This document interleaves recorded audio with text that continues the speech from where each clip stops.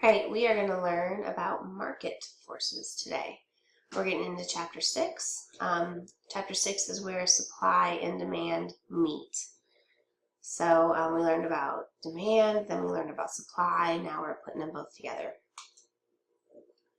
First we'll get into price, quantity, and market equilibrium. We'll understand how markets reach equilibrium and explain how markets reduce transaction costs. First of all, when the quantity that consumers are willing and able to buy equals the quantity that producers are willing and able to sell, the market reaches market equilibrium. It's when everything is just in harmony together and producers are making exactly what the consumers want to buy at the right price and the right quantity and everything. In equilibrium, the independent plans of buyers and sellers exactly match, and there is no incentive for change.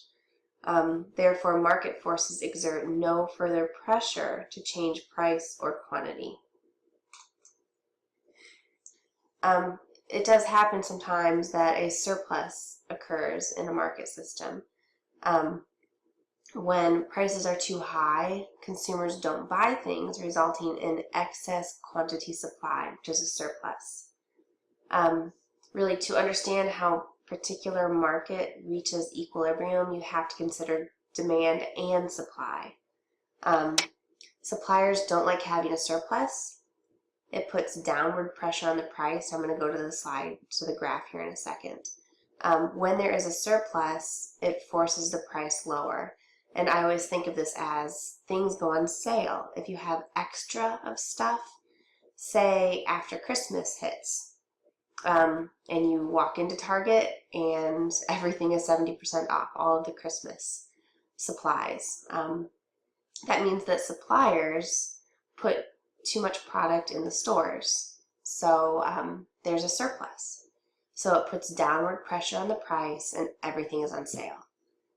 So as the price falls, producers reduce their quantity supplied and consumers increase their quantity demanded.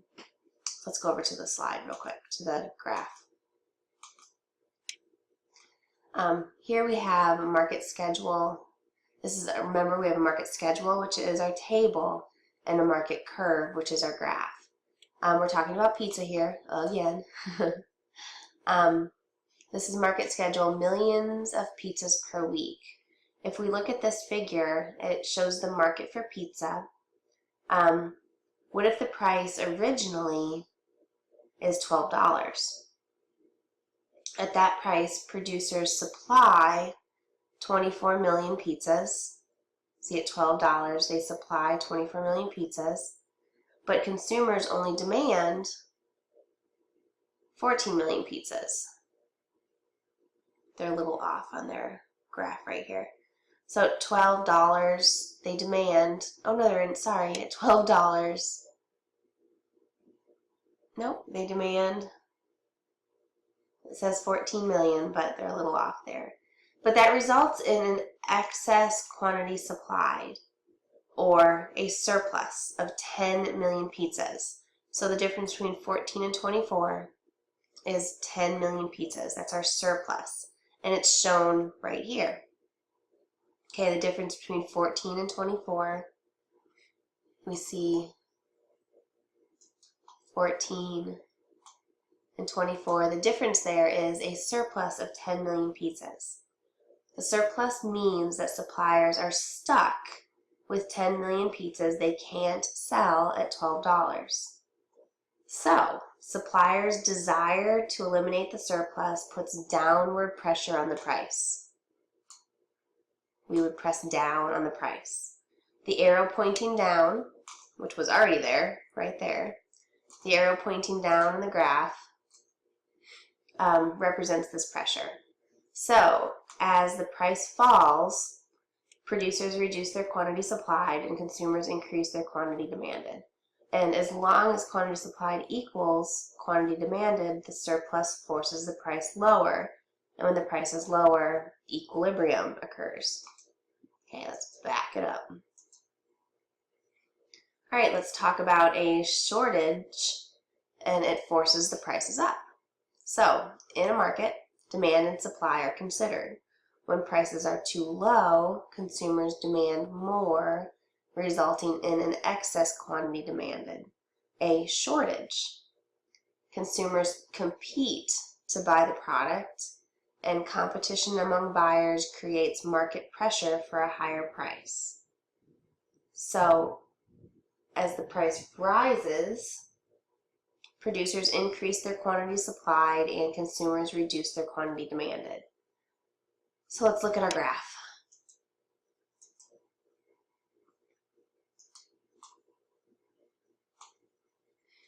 Okay, what if the initial price of pizza is $6? Okay, this figure shows that at this price, consumers demand, at $6, consumers demand about 26 million pizzas per week. But producers supply, at $6, only 16 million pizzas per week. This results in an excess quantity demanded, or a shortage.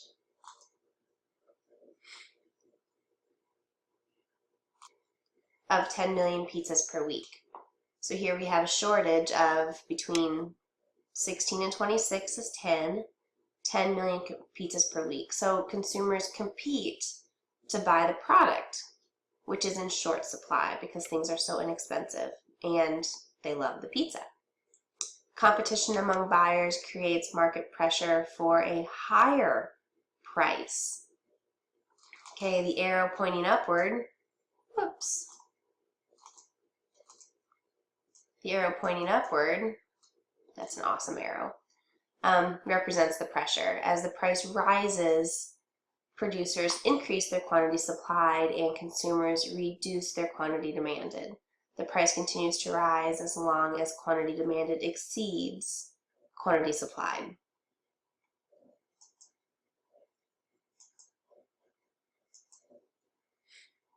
And I think we hit everything there. So a surplus puts downward pressure on the price, and a shortage puts upward pressure on the price. And as long as quantity demanded and quantity supplied differ, this difference forces a price change.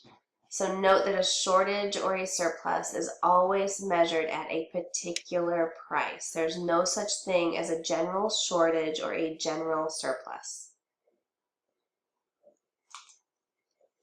All right, market forces lead to equilibrium, price, and quantity. Demand and supply curves intersect at the equilibrium point. X marks the spot. I say that because the equilibrium point is where things meet, okay? Where the X crosses. That's the equilibrium point. Okay, right there.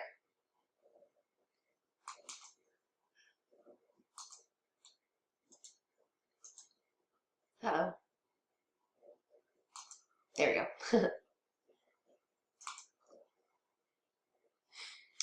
The equilibrium price, also called the market clearing price, and the equilibrium quantity. They both equate price, quantity demanded with price, quantity supplied.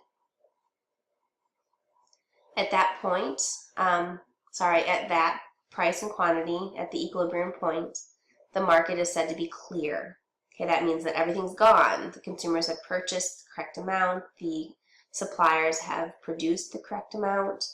The independent decisions of many individual buyers and sellers cause the price to reach equilibrium in competitive markets.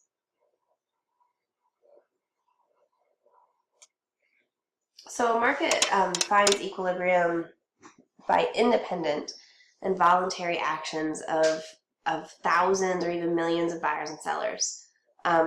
Really, a market is very personal because each consumer, you and I, and each producer make decisions for themselves about how much to buy or sell at a price. In another sense, the market is not personal, but because it requires no communication, no coordination among consumers and producers. It's not like we tell Walmart, hey, it's almost Easter. I'm going to buy 2 dozen plastic eggs. Could you please have them on the shelves?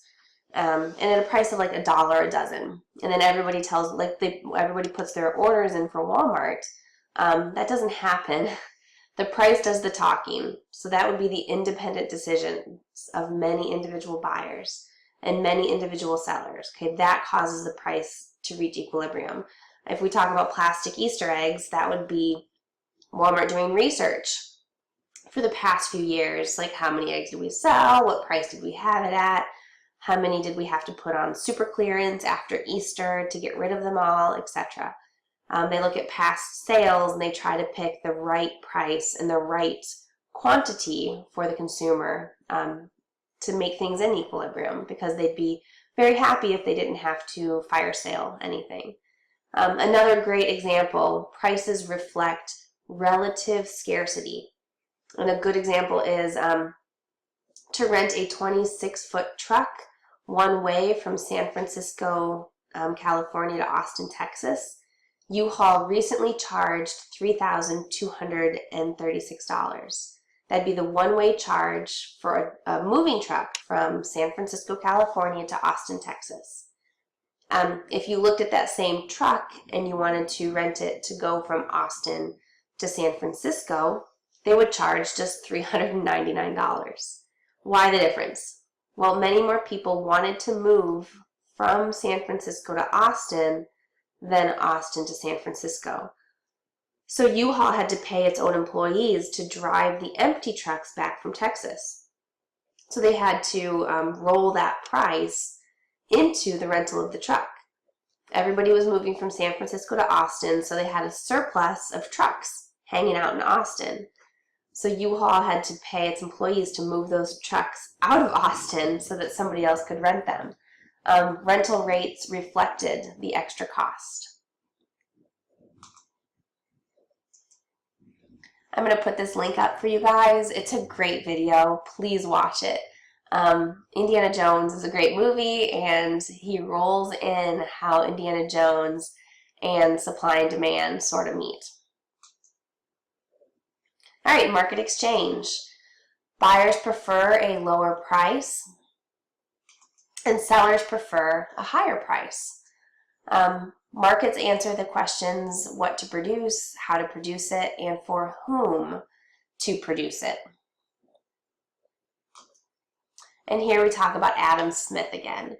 Adam Smith's invisible hand.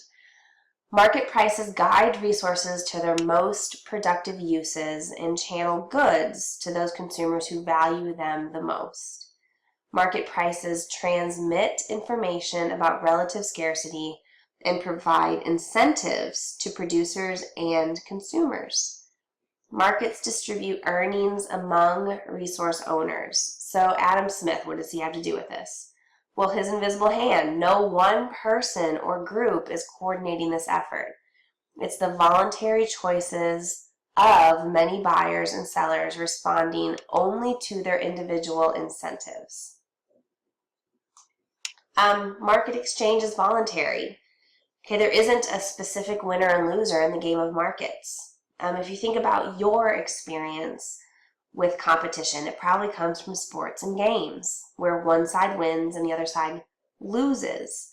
Market exchange isn't like that. Market exchange is a voluntary activity in which both sides of the market expect to benefit, and usually they do. No buyers nor sellers would participate in the market unless they expected to become better off. Okay, a buyer values the product purchased at least as much as the money paid for it. A seller values the money received at least as much as the product sold. Price helps people recognize market opportunities to make better choices as consumers and producers. If we think back to the pizza again, a consumer pays $9 for a pizza only if she expects the marginal benefit of that pizza to be worth at least the best alternative use to that $9, okay? That's our opportunity cost. She's going to spend $9 for a pizza if she expects the marginal benefit of that pizza to be worth at least the best alternative used to that $9. The producer supplies the pizza for $9 only if they expect its marginal cost to be no more than $9. Again, voluntary exchange usually makes both sides better off. Voluntary exchange is what we call a win-win. Okay, the consumer wins and the supplier wins. Everybody wins.